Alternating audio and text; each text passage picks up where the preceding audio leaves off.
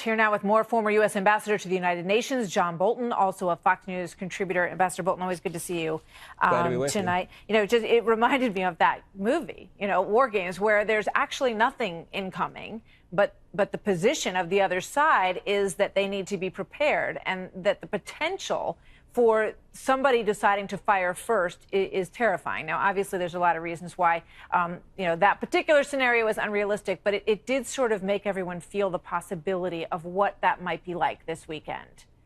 Well, let's cut through this for a minute. What happened in Hawaii was bad and needs to be corrected. It has absolutely nothing whatever to do with the U.S. military's nuclear command and control structure. Absolutely nothing. So all these headlines about push the wrong button, that is not going to happen at the national level. This was a state-level mistake.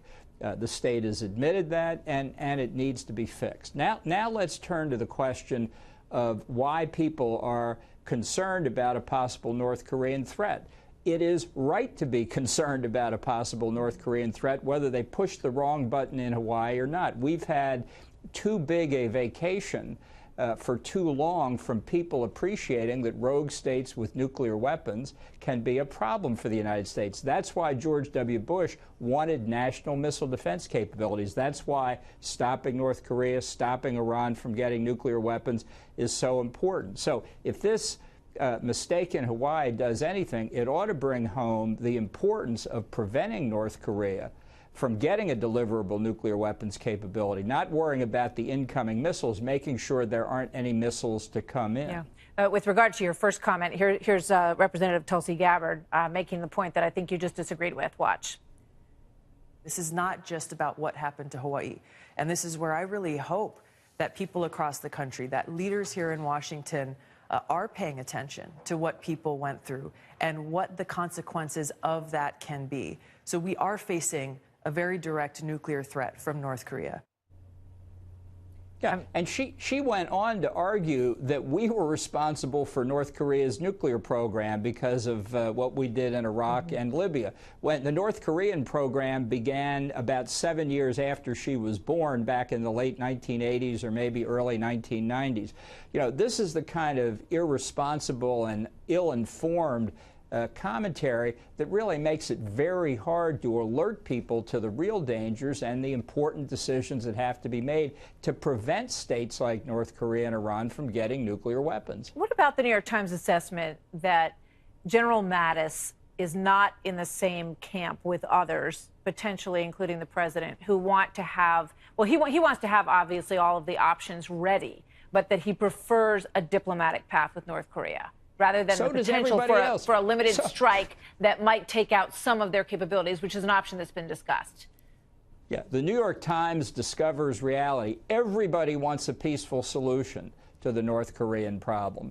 But it's important to prepare for the military option. There is no contradiction between those two positions, and no contradiction between people in the administration who hold both positions. In fact, the more serious, the more real the potential for American military action against North Korea becomes. The more that fact is appreciated in Pyongyang and Beijing, the greater the possibility that they'll wake up that we're not in the Obama administration and do something serious about denuclearizing North Korea.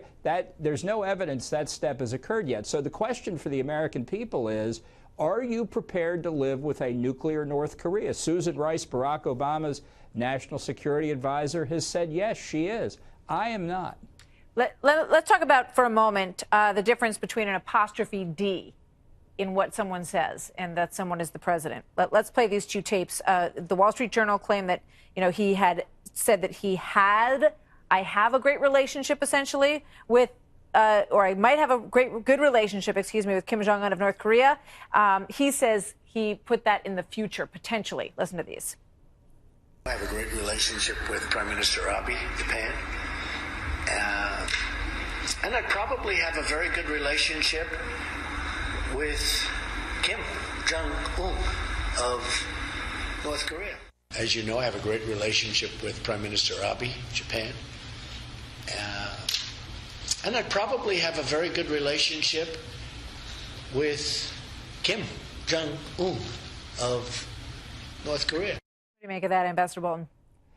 Look, you know, you can listen to those tapes a lot. It sounded to me like he did say, I'd have a great relationship. President's an optimistic man. I don't think he would, but that's his opinion. And, you know, honestly, it's hard to imagine that they have had conversations, and after the positions of the two countries are understood, how they could have a good relationship via telephone or anything else. I think the Wall Street Journal was premature in coming to its conclusion. They should have gone back and said, look, this is how we hear this. Do you hear it differently? But they didn't. That's their problem. Yeah, I think the context of the rest of the sentence makes it sound like it would be in the future, a potential. That's the way I heard it. Yeah, Honestly, that's the best I can say. But, you know, people differ. So, Ambassador Bolton, thank you very much. Good to see you tonight. Thank you, Martha.